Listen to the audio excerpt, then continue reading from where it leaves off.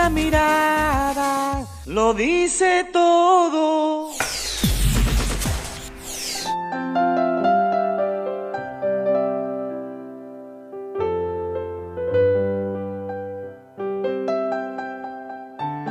Estamos en el Centro de Inmunología Molecular y nos recibe alguien que vio poner la primera piedra. Y cuando hablo de las primeras piedras no me refiero solo a lo físico, sino también a esas otras que tienen que ver con el nacimiento del hijo. El nacimiento de la idea. El nacimiento de la idea. Y fue director de este centro durante, ahorita lo hablábamos, un cuarto de siglo, y me regañaba y me decía, mira, es que a veces los periodistas tienden a personalizar las cosas. ¿Por qué me dijo eso, profe?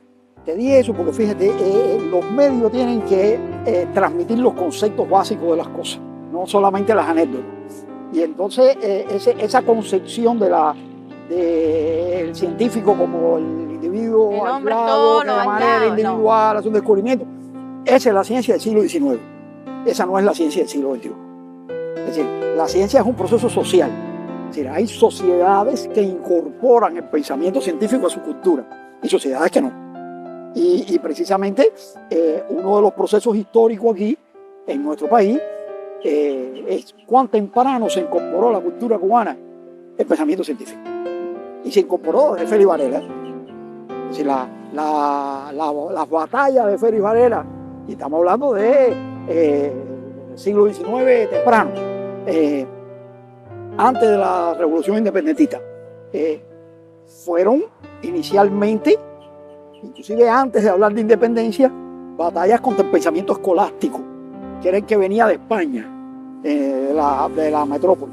Quiere decir que antes, 50 años antes de la batalla de las armas, de la que empezó en la guerra del 68, se dio la batalla de las ideas. Del pensamiento. Y la necesidad de incorporar al surgimiento de la nacionalidad cubana un pensamiento científico, ¿no? Es uno de los elementos fundacionales de la nacionalidad, que después retomó Martí y después retomó Fidel. Y eso en la revolución. Y estoy ya pensando en lo que está pasando ahora mismo y que tanto nos conmueve cuando decimos nosotros que somos un país bloqueado, pobre y todas esas cosas, estamos aspirando y luchando y concretando. Vamos a pensar ahora mismo en los candidatos vacunales, aunque sabemos que eso es la punta de un monte. ¿Cómo eso concreta y conecta con eso que está pasando ahora? Te decía lo anterior, no te preocupes que yo te lo conecto ahora, te decía lo anterior porque la gente tiene que comprender las raíces. Y en esas raíces que están allá hace 200 años, ahí hay raíces de lo que está pasando ahora. Es decir, la fundación de la nacionalidad cubana surgió incorporando a la cultura el pensamiento científico.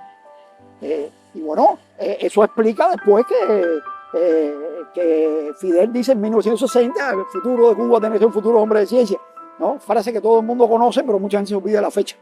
Esa frase es de enero de 1960. Es un año antes de la campaña de alfabetización.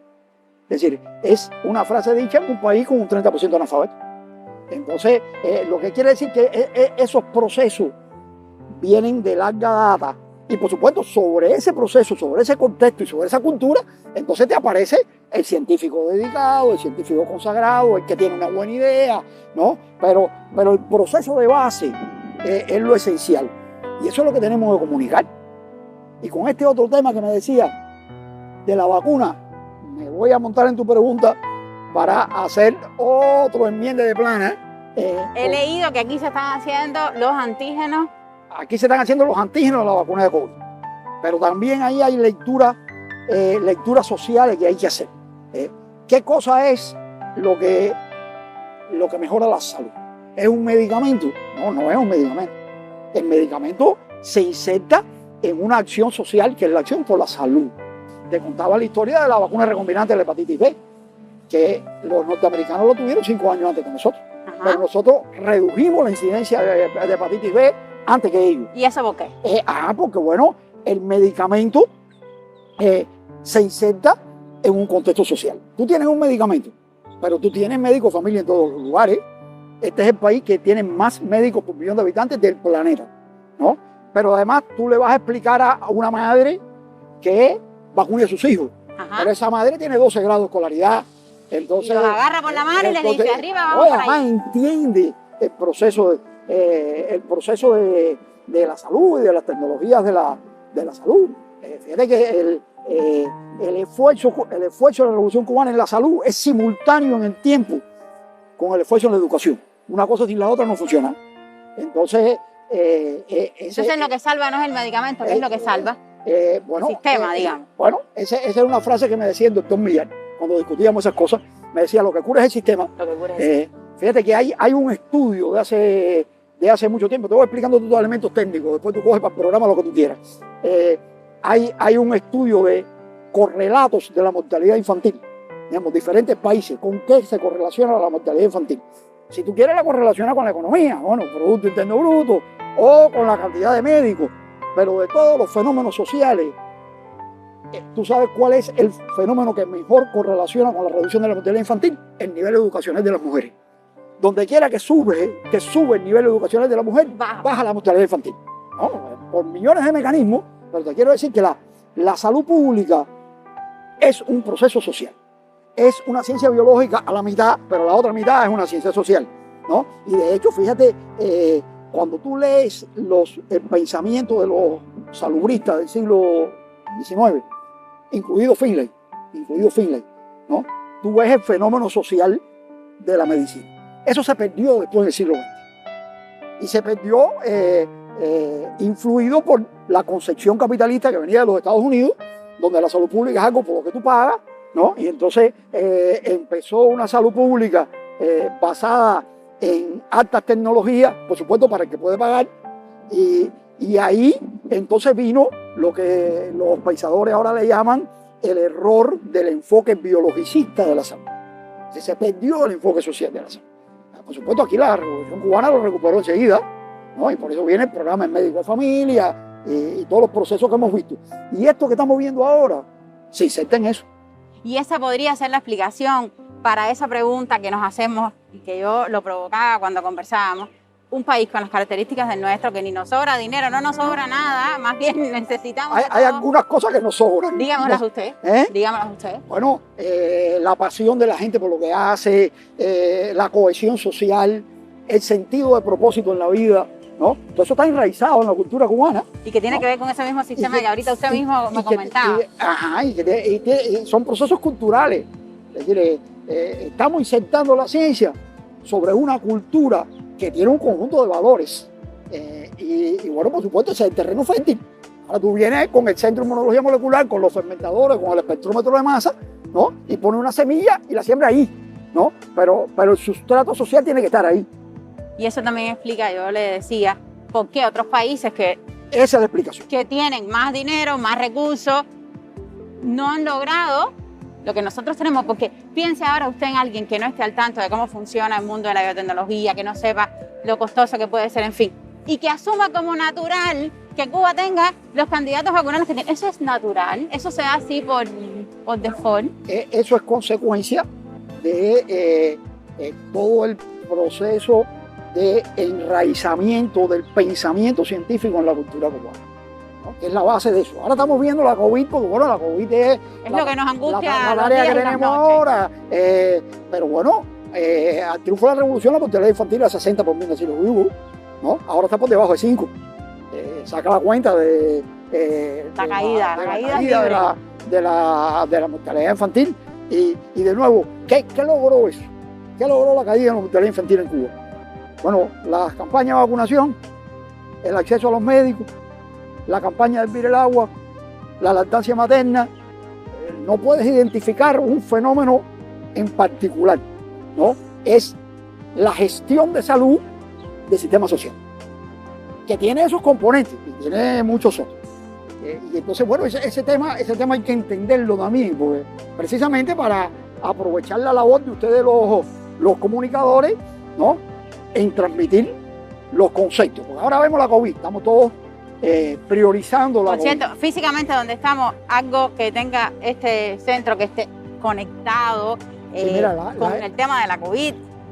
La historia que veníamos conversando de la Fundación del Centro de Inmunología Molecular, no se olviden de subrayar, 1994 es el fondo del periodo especial. Un año terrible. 93-94 fueron los peores años En el 94 se inauguró el Centro de Inmunología Molecular y en el 93 fue cuando Fidel dijo en Santiago de Cuba que la ciencia y las producciones de la ciencia tienen que ocupar algún día en primer lugar en la economía nacional.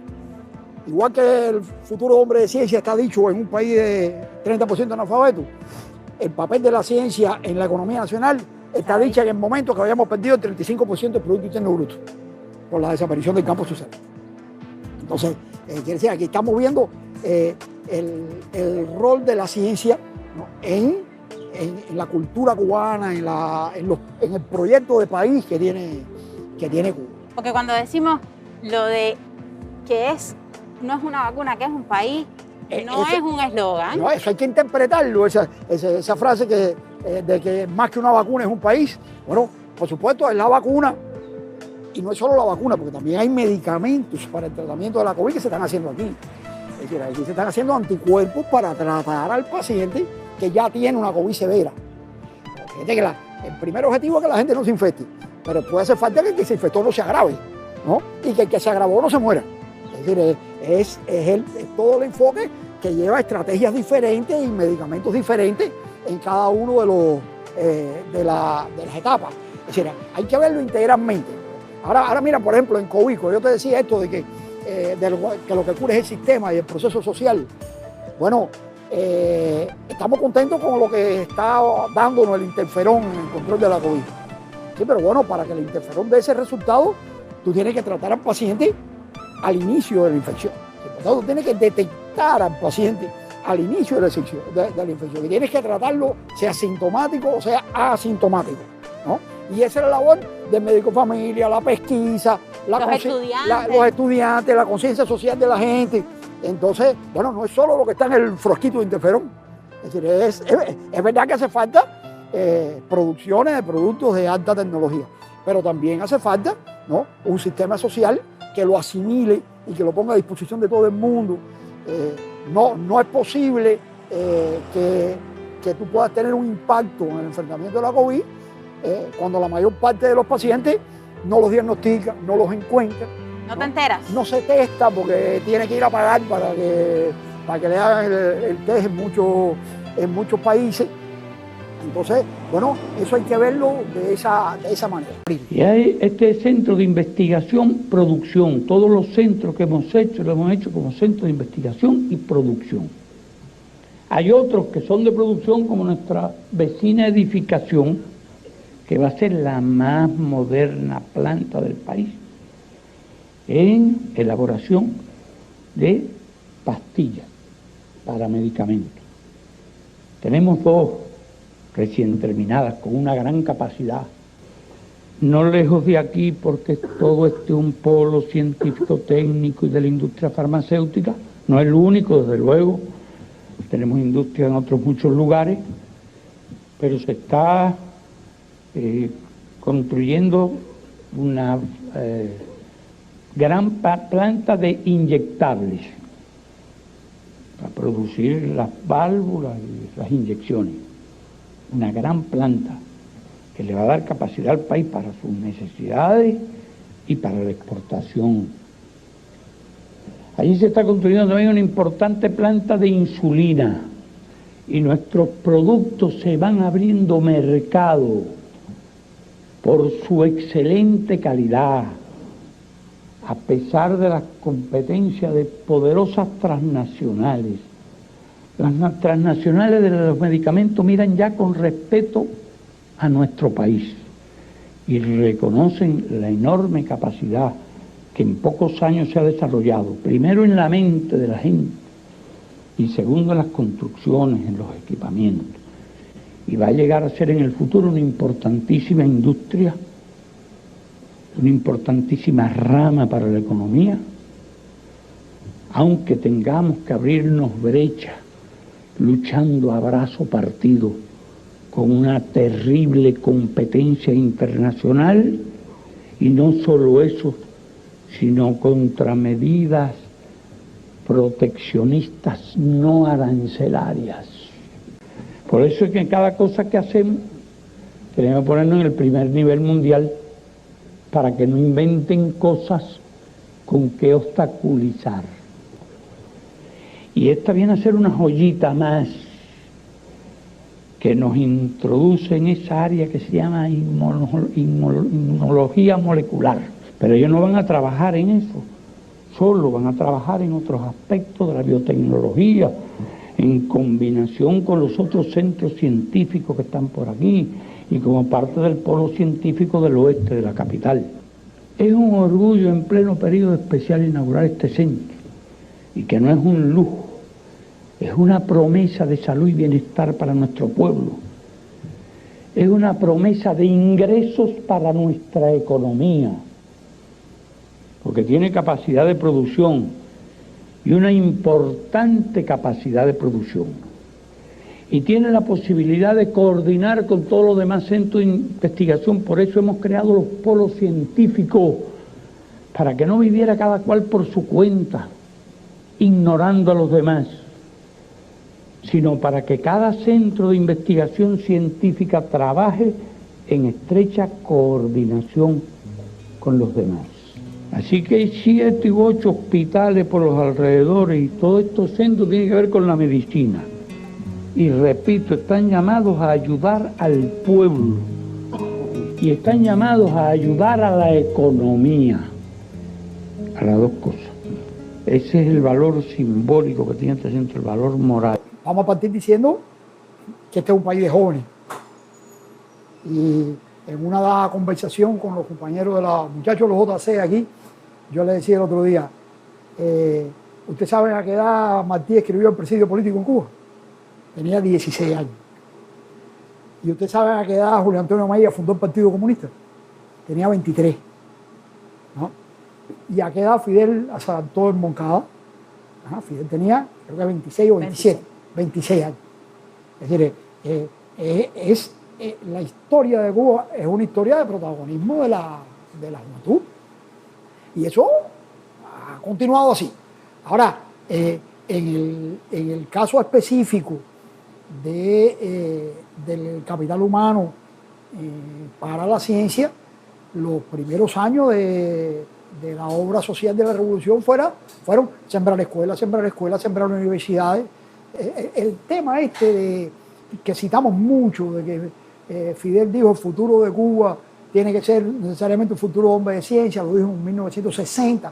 Por supuesto, esa frase es una visión estratégica brillante, pero tan importante como eso es la coherencia con ese planteamiento. Porque después vino la campaña de alfabetización, después vino las escuelas en el campo, después vino la siembra de universidades en todas las provincias, que no había en todas las provincias, después vino la edición masiva de libros de ciencia, la cantidad de estudiantes que fueron a estudiar ciencia y técnica al exterior, ¿no? La gente recuerda a la Unión Soviética porque es lo que más se dice, pero no solo a la Unión Soviética, es decir, a cualquier país del mundo, con excepción de los Estados Unidos, porque ahí no nos querían, pero cientos de cubanos fueron a Europa, a Canadá, a formarse como científicos.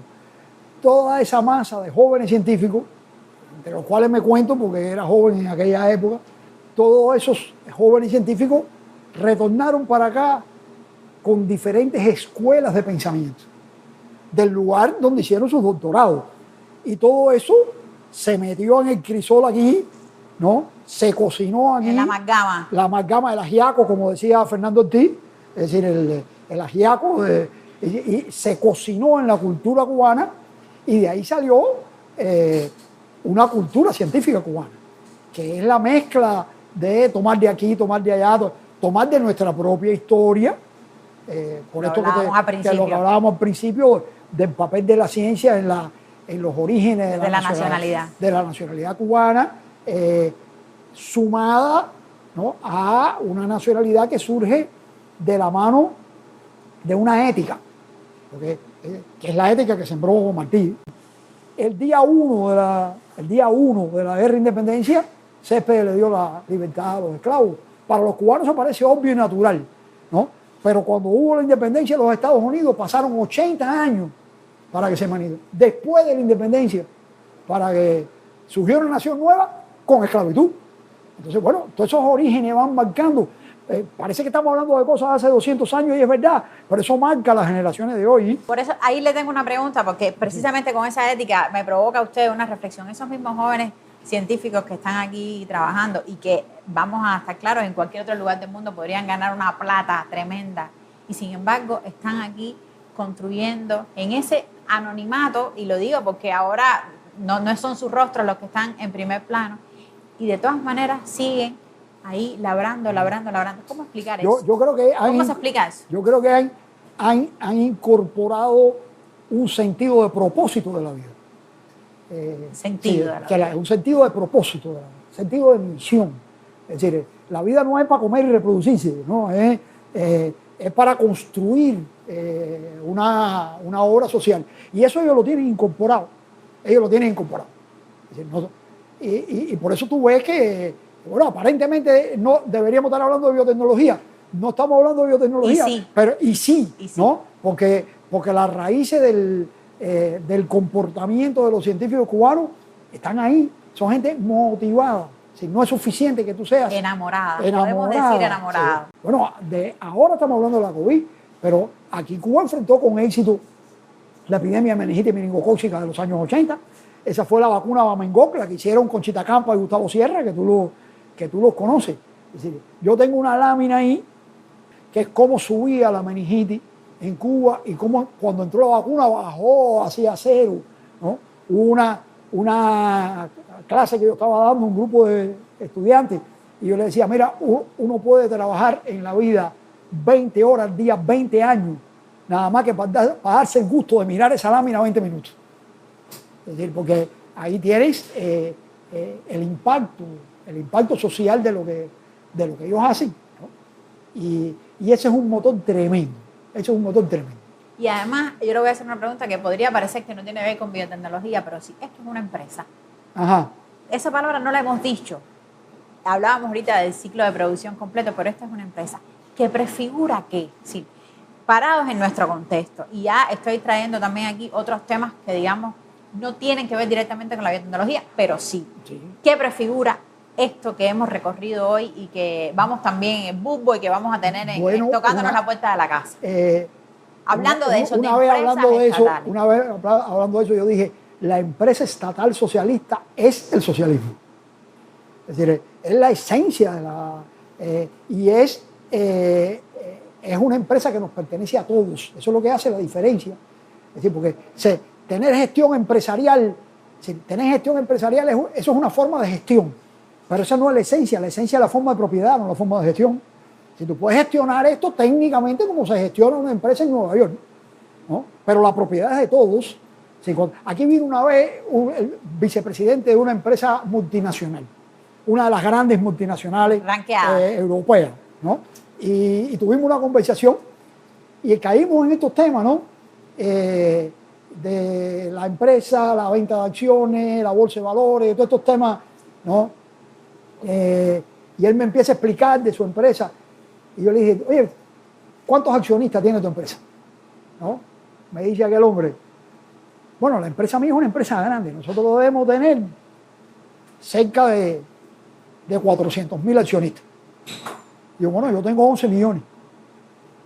Tú tendrás 400.000, yo tengo 11 millones de accionistas en esta empresa, ¿no? Que son los 11 millones de cubanos. Porque fíjate, ahora, inclusive los países desarrollados de economía de mercado, ¿no? Están descubriendo que los grandes avances científicos se han dado como consecuencia de la inversión pública, no de los estados, no de la inversión privada. Entonces tú puedes tomar cosas que han sido hitos en el desarrollo tecnológico reciente, Internet, ¿no? La ingeniería genética, ¿no? Todo eso han sido inicialmente inversiones de los gobiernos. ¿Y qué significa inversión de los gobiernos? ¿Con qué el gobierno paga esa inversión? ¿No? Lo paga con los contribuyentes. Por tanto, es una inversión de todos, ¿no? Ahí volvemos a los 11 millones de accionistas que usted comentaba. Sí, lo que pasa es que en el sistema de propiedad capitalista, eso termina en una empresa que patenta eso y el descubrimiento científico, ¿no? Que financiaron todos los ciudadanos pasa a ser propiedad de 3 o 4. Es decir, eso es una forma de privatización del conocimiento que la humanidad tiene que dejar atrás, en algún momento lo dejará atrás.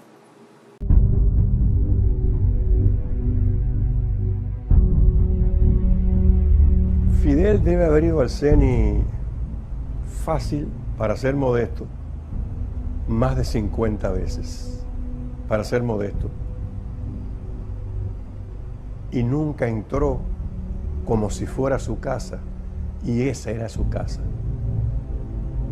Él llegaba a la puerta y decía, dígale al doctor Gutiérrez que estoy aquí.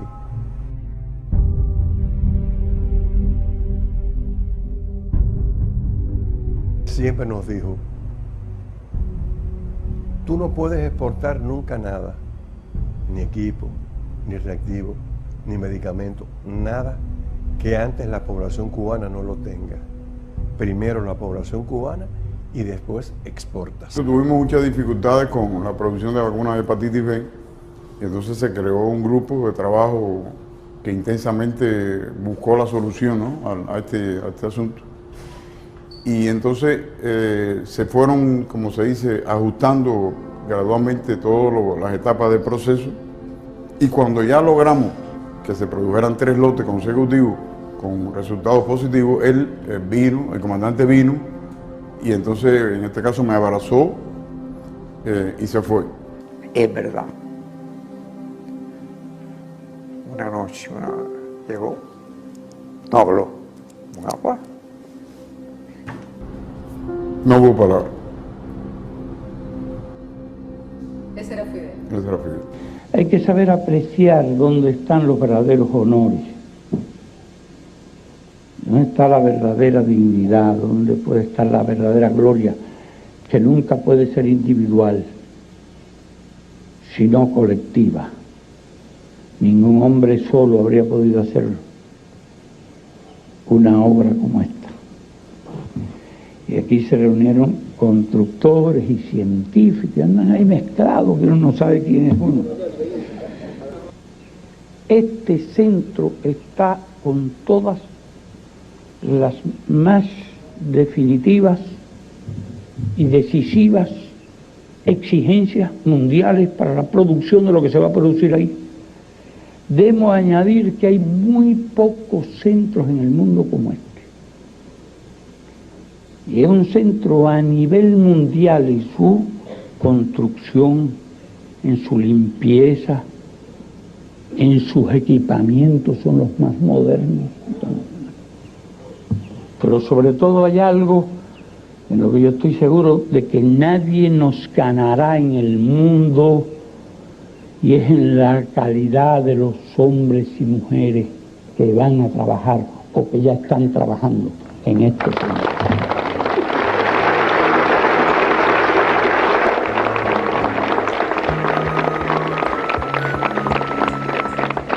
Otros lo podrán hacer iguales en base material, pero no iguales en base humana. Ahí es donde nosotros le damos la ventaja a cualquiera.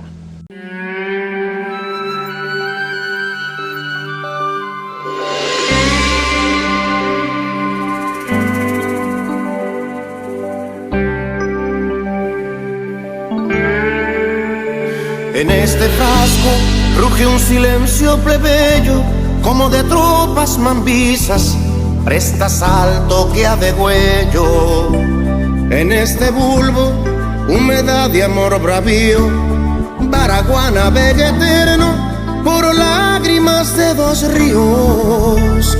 En este envase, democracia sin alarde, orgullo para el honesto, vergüenza para el cobarde.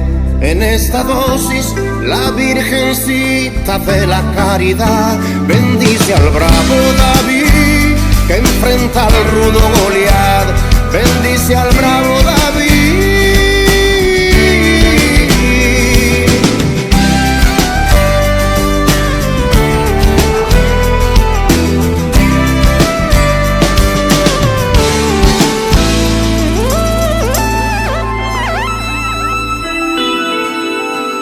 En este frasco se concentran las secuelas, en vez de erguir casinos, ponerse a sembrar escuelas. En este bulbo, con evidencias de otra edad, responde esta tierra libre, que patria es humanidad. realidad en este envase. Hay desvelos, sobrecargas de estrellas hoy encendidas por aquel sol de luz larga. En esta dosis están la fe y la fuerza de un país más protegido, más inmune, más feliz, más protegido, más inmune, más feliz, más protegido, más inmune, más feliz, más protegido, más inmune, más feliz. Dime que tú no extrañas la calle, dime que tú no extrañas la rumba, los carnavales, la playa. Arrímate pa' acá que a mi ciencia le zumba, le zumba, le zumba, créame que le zumba. Compa, y claro que lo creo, científicos con talento. Imagínate un momento, a mi gente sin bloqueo.